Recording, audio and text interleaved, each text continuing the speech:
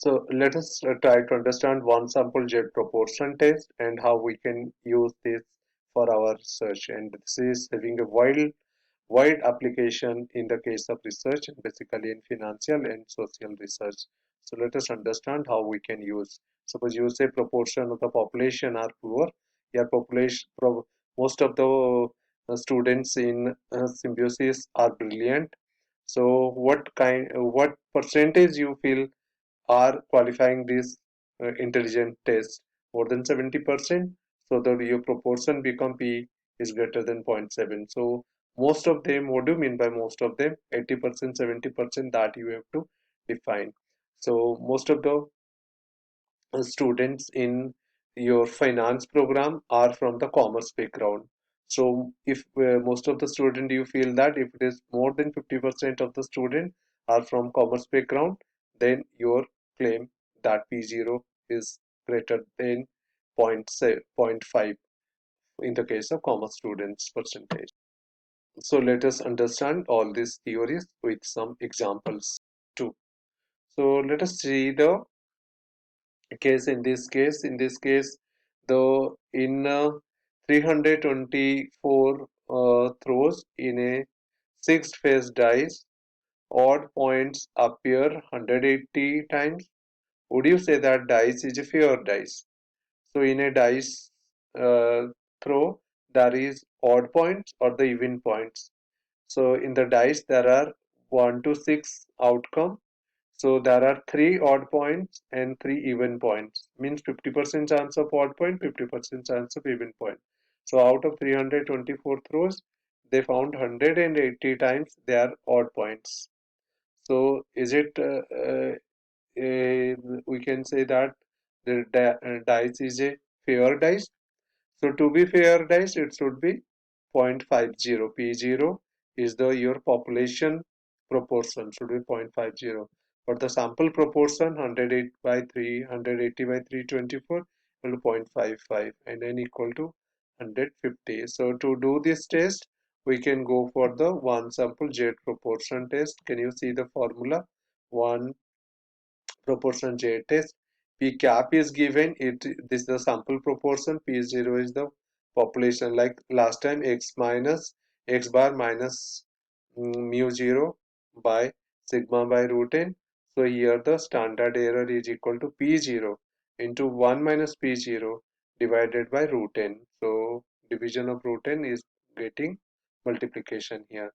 So it is, you can say also P0 into Q0 divided by root n also. So this is the Z proportion test, and the on the basis of this test you can test the hypothesis. So this is the way you can use the Z proportion test. Let us see how, where you can use. The human resource director tells the president that roughly 80% or zero point 0.8 of proportion of the employees in the companies are promotable. The president assembled a special committees to assess the promotability of all employees. The committee conduct in-depth interview with 150 employees and find 70% of them sample qualified for the promotion. So P cap we got 0.70 and P0 we got 0.80 and equal to 150. So this way we can go for the testing with that. So next so we can apply the formula here. We got P cap, we got P0.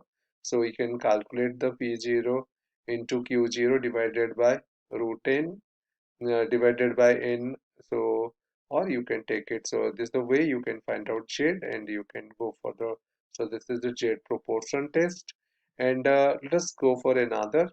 uh, Fewer than 60% of the industrial plants complying the air pollution standard. It is the assumption. So with a sample of 60 from 10,000 plants, it is found that 33 are complying the standard. So whatever your claim, is it your claim is correct? So then you are taking a sample n equal to 60 and you got a proportion 0.5, your population some proportion is 0.60. So this is the way we can go for any kind of, like you feel that out of 1000 per production, if you are meeting the quality standard of just 3% defect, So you can take a sample of 100 and you can find out percentage of defect, and with the population percentage of defect with the sample percentage you justify your claim. So this is the way you can use the Z. So in the one sample Z proportion test, if we say that most of the students get placed in the MBA college, so what do you mean by most of the student? Is it 80% or 90%? So if most of the student get placed is considered to be 80%, so your proportion test P0 is equal to 0.80, and you take 5 to 7 years data as a sample data and you find out their proportion, and if you find out the average proportion, then you can test with the population proportion. If you say that hardly anyone in Pune is below poverty line. So hardly anyone, what is the percentage that you consider hardly anyone? Less than 10%. So then that point is become your 0.10. Less than 0.10 is become your alternative hypothesis that you want to test. You take a sample of 100 or 1000. From that you find out how many percentage of them are in below poverty line. If that is matching with your null hypothesis, or if you test the hypothesis on the basis of the given formula that is shown, then you confirm your testing of hypothesis. So this is the way that the whole hypothesis testing has to be carried out. So on an average, I say that population in India are overconfident in their driving skill. So I'll take the rating from 1 to 7 from the population, how they feel they are confident in driving. If most of them are giving the rank above 3 or 3.5, then I'll say that if it is more than 50% of them are giving, then I'll say that in India people are overconfident looking into their driving skill.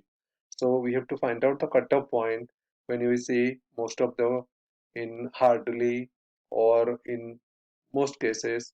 So in this way we can go for the test by determining with the population proportion with by taking a sample to test our population claim proportion test.